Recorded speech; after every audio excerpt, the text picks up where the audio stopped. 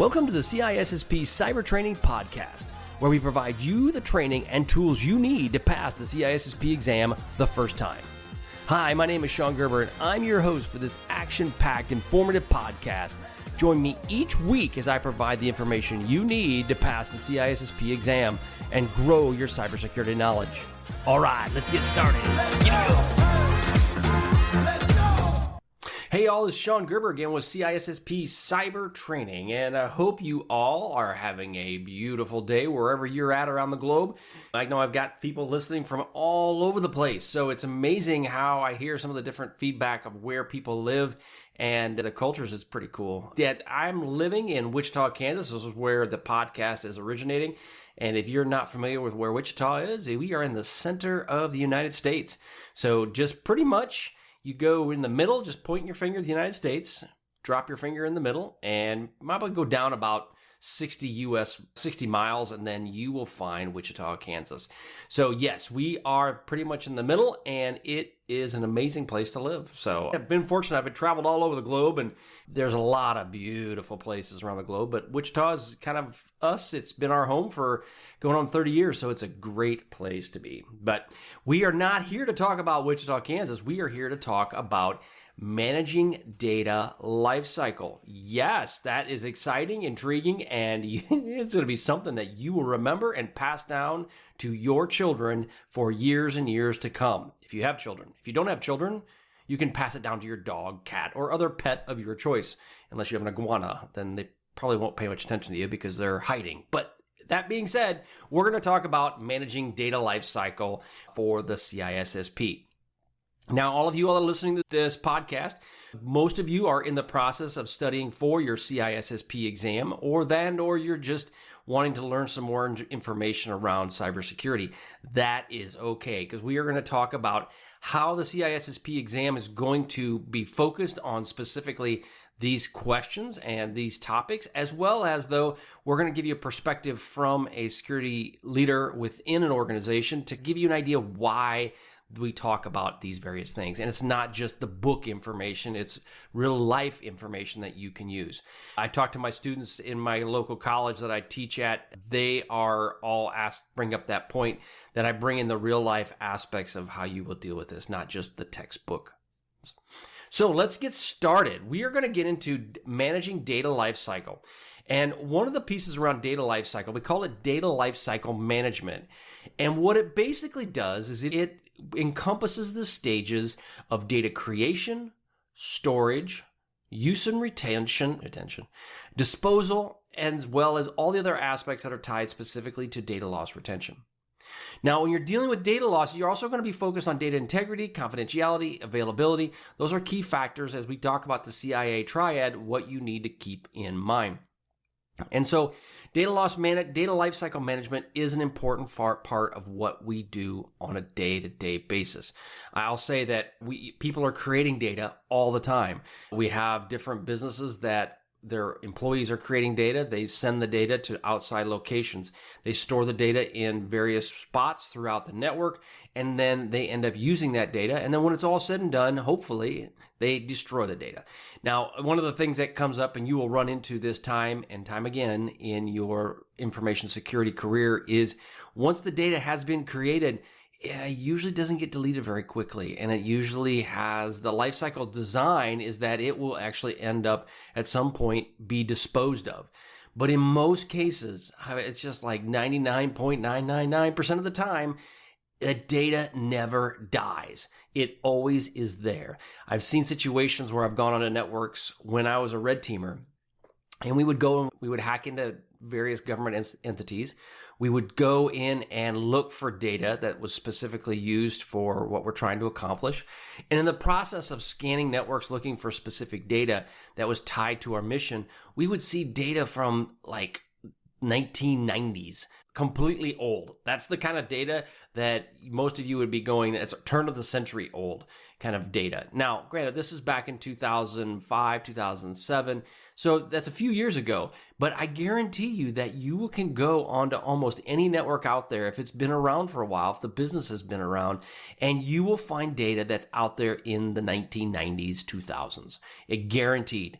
Because what happens is people are hoarders. And if you're not familiar with that term, these are folks that will just hold on to everything. Because the thought process is maybe, just maybe, I'll use it again. Or they get in a situation where their networks are so big and complex that they forget about it. And it gets stuffed in a corner somewhere in your network to be forgotten. Now, in most cases, this can be not necessarily a big deal, right? Other than the cost of data storage, and we'll get into some of those pieces, leaving data for a long time, it doesn't necessarily have to be a bad thing. Now, if the data is associated with something that's related to your business, i.e., it has high importance like intellectual property, or there's a lot of privacy data that's associated with it. Those are pieces and situations where you want that data either controlled and protected, or you want it destroyed. And that's a key thing, is you just want to make sure that you do not keep this data for long periods of time. Now, so how does this happen, right? When you're dealing with data classification and categorization, that you hear that term, what does that mean? When you're getting all this data, all this information, it is stored, right? You got the pictures of Billy Bob in his weird shirt fishing off of a bass boat, or you've got the pictures of your dog wearing a tutu for Halloween. I don't know. But there's all of this data that's out there. How do you ensure that it's protected? But so then what you have to do is you have to deal with data classification and categorization. Now, the CISSP exam is going to talk about data classification. So if you're listening to this and you're going, what is that? Data classification is basically putting a label on the data to ensure that you properly know what it is and that you can properly protect it. So let's use it as an example. In the military, we had various levels of security. We have your business confidential, you have your secret, you have top secret, you have above top secret. They had different caveats that go into that. And so therefore, those were classifications that were put in place. Now, this classification was designed to ensure that you had the proper protections around the data. As an example, we talked about secret. Secret would only allow certain people that had the right tickets, we call it ticket, you can, whatever you want to call it, they had the right capability to gain access to that secret information.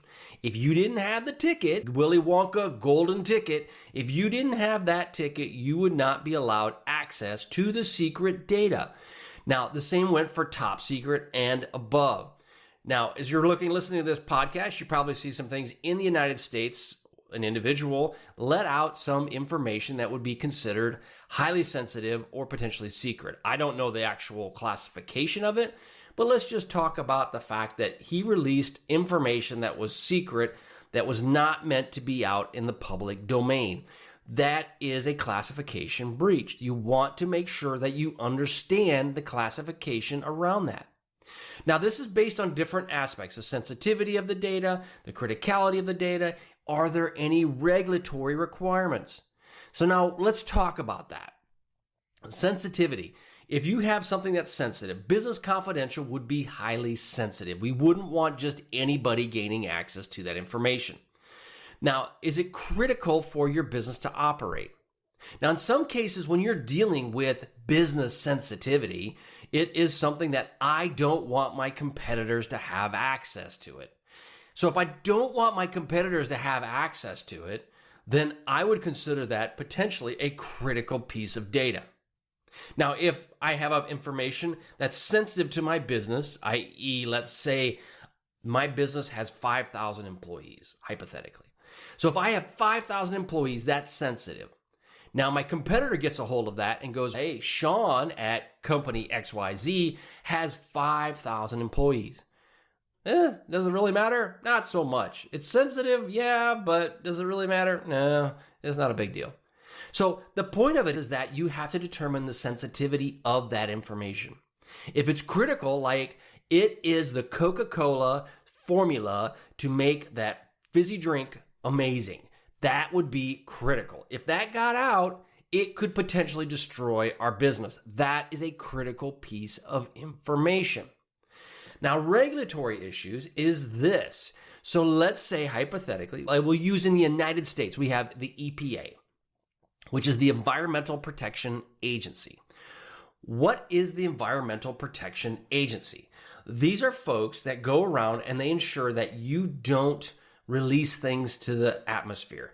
In the United States, we had some rail cars that were tipped over and they leaked out, they leaked out toxic stuff into the environment. The EPA are the folks that will go and regulate that and ensure that that toxic stuff is taken care of. So because of that, there's a regulatory requirement for you to maintain the data associated with anything that's caustic like that, any chemicals. So that would have to be maintained through the EPA. If you don't take care of that data, you could be subject to fines from in this case, the EPA, because you did not properly protect the data. I've seen this time and again, and you're going to want to ensure that you have this in place, especially as it relates to regulatory data. That information must be backed up, and not just backed up, which we'll get into in a minute. It should be properly protected with even a disaster recovery plan. So those pieces are a big factor when it comes around data classification and categorization. Now, because you have this data, so let's say I've labeled it secret. I'm now taking care of it. What are some things that you would deal with from a handling standpoint? If I know that it's classified and it's categorized a certain way, then I know that only certain people can hold it. Only certain people can manage it. And that is what we call a data handling and the protection around it.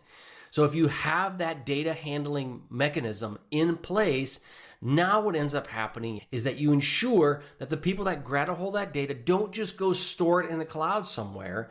They must follow a proper procedure to do so.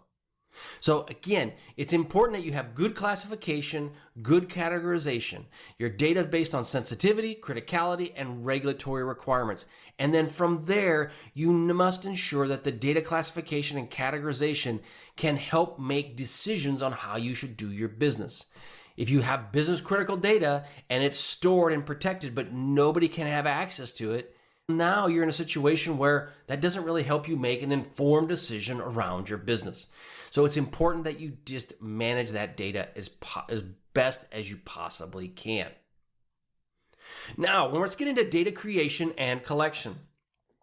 So when you're creating this data, you need to understand what are the methods in which you're collecting it. Also, how are you best protecting it? So as we're collecting information, let's say in this case, I'm doing a podcast. It's creating data. I'm collecting this data on my computer. I'm then in turn going to upload that data to the podcast hosting location. The website, this Buzzsprout is it. So I'm going to upload this data to Buzzsprout. With that being said, then what's going to happen is I'm going to focus specifically on how is that best protected. So let's go for an example. I have a very complex password to upload that to Buzzsprout. So I'm telling you all this, you're like going, oh great, let's go hack Sean. No, I've got a super complex password that's like nasty, gnarly, really bad.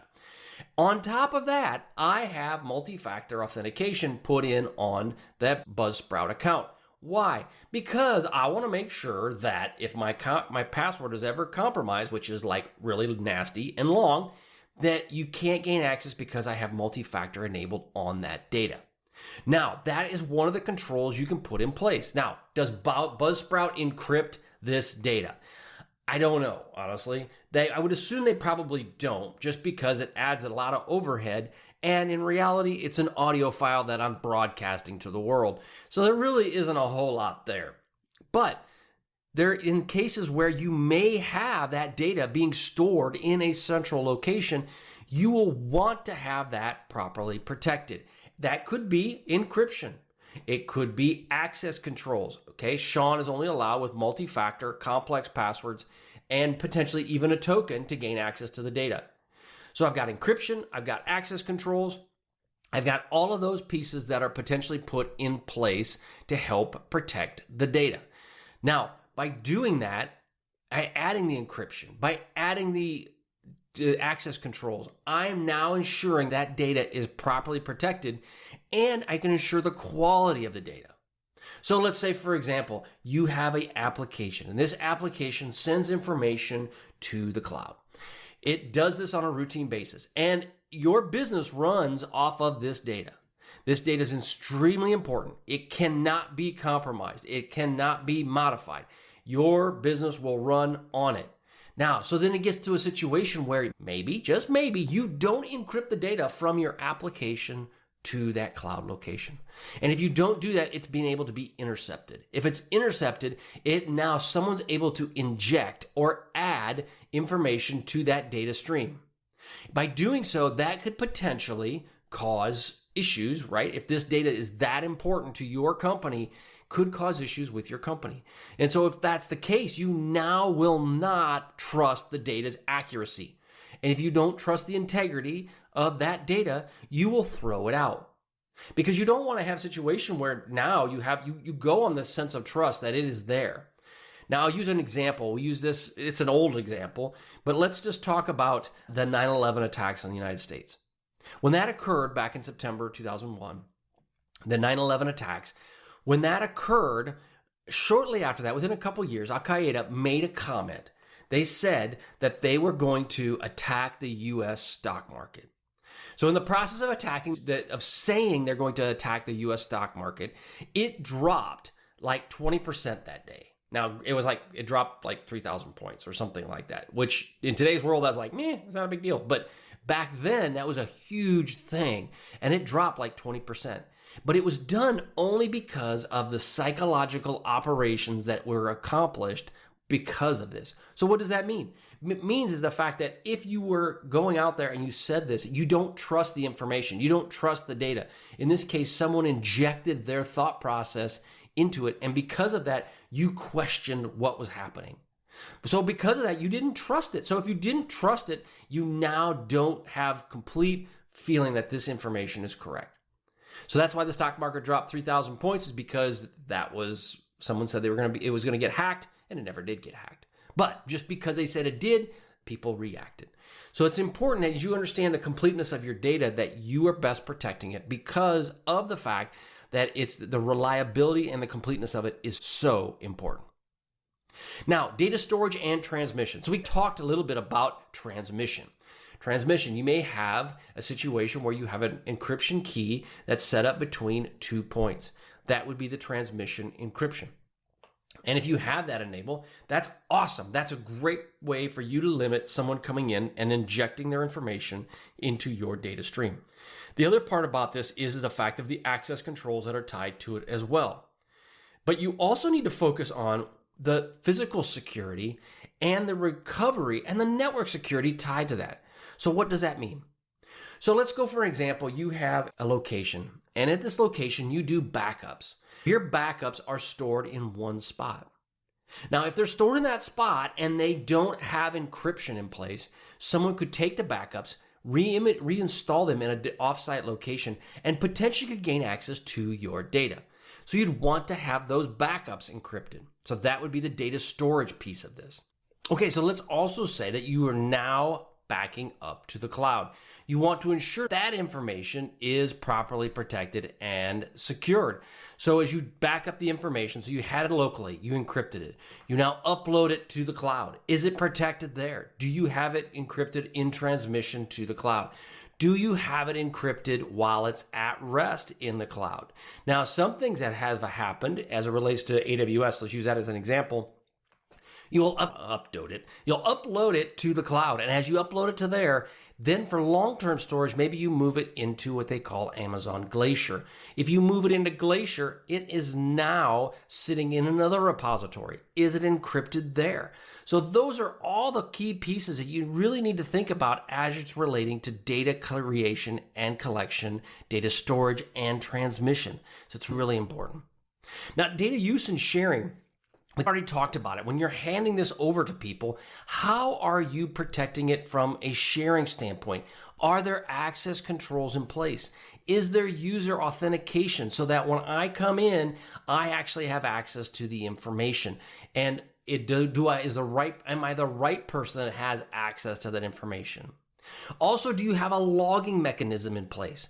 So you're now allowing me access into this Amazon S3 bucket. Do you have logging to ensure that when Sean goes to this S3 bucket, Sean is the right person to have access to this S3 bucket? And then you can go back and audit or assess to ensure that has been the proper information for Sean. The other thing it comes around to is data retention and disposal. So one key pass that happens a lot is around the data retention. How long do you keep the data for? Now, we talked about earlier where people will be hoarders. They'll hold on to the data. Now, the key around that, though, is do you have to keep it for a certain period due to regulation issues? We talked about it in previous podcasts. If you have regulatory requirements, do you need to keep it? If you need to keep it, how long do you need to keep it? I've worked with regulatory entities before, and many of them have a minimum of 5 years. So you need to keep the data for that period. So if you look at the application that you have, and the application is storing it for 5 years, what happens if that application is compromised? So let's say a ransomware event happens. It hacks that information, and it hacks it to the point where it encrypts it. And now that regulatory information that you need to have available to you in the event of a regulatory issue is now encrypted. Okay, what do you do now? So it's important that you have a good retention strategy in place and a good protection of the data in place. Now, disposal, that's another part, right? So if you deal with the keeping of it, how do you eventually get rid of it? So we talked about before where people are hoarders, people hold on to the data. How do we ensure that people will get rid of it over a period of time? And this comes into where you have a policy in place that walks through that. So you need to make sure that you have that policy and you follow through and you delete the data that is no longer needed. Data backup and disaster recovery. So data backups are important, and almost every application will back up the data. But the question is, does it back it up locally? Does it back it up on a server? Does it back it up to the cloud? Is it a SaaS product? When we say SaaS, that's software as a service. So let's say you buy a service from, I'll use QuickBooks. I've done that on various podcasts before. I've used that as an example. You have a QuickBooks account. That QuickBooks is a SaaS product, and they have a backup and recovery solution as well. If you go to my website, CISSP Cyber Training, and get some of the most awesome, incredible stuff that you will find is out there, that you might have to throw a plug in there. But if you go out there, I'm hosted on a web platform that is a SaaS product. So if you go to that SaaS product, you can see it's got a backup and recovery solution specifically for my business and for my website. Again, calling back, you need to check out CISSPCybertraining.com. Go check it out. You will love it. There's some trials out there. I have exam questions out there. I have study guides. But the bottom line is that I'm not just throwing videos at you. I want to help you in your CISSP journey. You need to go to CISSPCybertraining.com, and there you'll be able to see some of the awesome things that are out there that you won't be able to find anywhere else. You can find questions everywhere else. You can find videos on YouTube. You can get all this stuff for free. And I'm telling you, go to YouTube. If you don't want to go through my courses, that's totally fine. But go to YouTube. You can find them all for free. But the problem you won't get with those is you will not get me. I will be there to help you on this CISSP process every step of the way. All right, that was a plug I had to throw out. Okay, point 8, legal and regulatory considerations. So these are different considerations as it relates to the data lifecycle. We talked about it a little bit, but when you're dealing with data breach notification, when you're dealing with the EPA and having to let them know in the event that there was an incident, you're going to have to understand as it relates to data management, who do I need to talk to? Do I need to talk to these people? Who does the talking? One thing to consider as you're relating to legal, is it the CISO? Is it the security leader talking to these folks? Or is it your legal representative? Now, if you're in a large company, obviously legal representative. You may be called in as a subject matter expert to explain the situation, but at the end of all of this, most cases, you are the person that is going to pass this off to the legal counsel to let them go ahead and talk to the regulators and the regulatory commissions based on these specific situations. Now, but you got data protection laws, you got privacy laws, you've got industry-specific regulations. All of those need to be considered as you're relating to legal and regulatory considerations associated with data lifecycle management. Now, data governance and accountability. What are those? So you need to understand that when you're dealing with governance, and we'll have other podcasts that'll get into governance, but governance is more or less the framework in which you're going to operate. It's the way you're going to follow your different path. It's the defined process by which you're going to go about this. Okay, and so it's going to come down to data lifecycle management. How are you maintaining the data? Who has the ownership of the data? What is the stewardship around it? And is there any audit trails relating to the data specifically? Do you have that governance, that written out plan on who owns all of this information detailed out? And then do you have the accountability to ensure that you have the proper data owners, data custodians, etc., etc.? It's important that all of that is properly taken care of. So as we're dealing with the last part about emerging technologies and trends, you're going to be having to manage the data lifecycle as it relates to cloud computing, which we talked about, big data, IoT, AI, and ML, which is artificial intelligence and machine learning. You need to explore those things and how they're going to impact your activities. So it's important that you do understand that, and it's important that you explore how the data management works within your organization. You need to also understand how, by bringing in these different types of technologies, these machine learning and AI technologies, how is that going to overall impact your organization and the data that you're trying to best protect? So again, the new emerging technologies are coming more and more all the time. We need to be better prepared for them as it relates to the data lifecycle management. Okay, so we're closing up here, the whole purpose of what we came forward today was to talk about how in the CISSP you can have various aspects to include data classification, creation, storage, transmission, sharing, all of those pieces as it relates to data lifecycle management. And data lifecycle management is cool as that may sound, right? Data lifecycle management. No, it's not cool. It's not. But it's important for you to understand how you protect the data within your company, because they will be looking to you as the security person for your company to ensure that their data is properly protected. Once you pass the CISSP exam, that is step one in this long process in which you will gain more knowledge so that you can provide the best expertise and knowledge for these companies that you possibly can. All right, that's all I have for today. We're super excited to be back here with CISSP Cyber Training. Hope you guys have a wonderful day, and we'll catch you on the flip side. See ya. Hey, thanks again for listening today. It's been my pleasure to prep you for the CISSP exam. Are you interested, though, in some free CISSP exam questions? Head on over to freecissprequestions.com and sign up to join my email list, and you'll receive access for 60 free CISSP questions each and every month for the next 6 months. That's a total of 360 questions just for signing up with CISSP Cyber Training.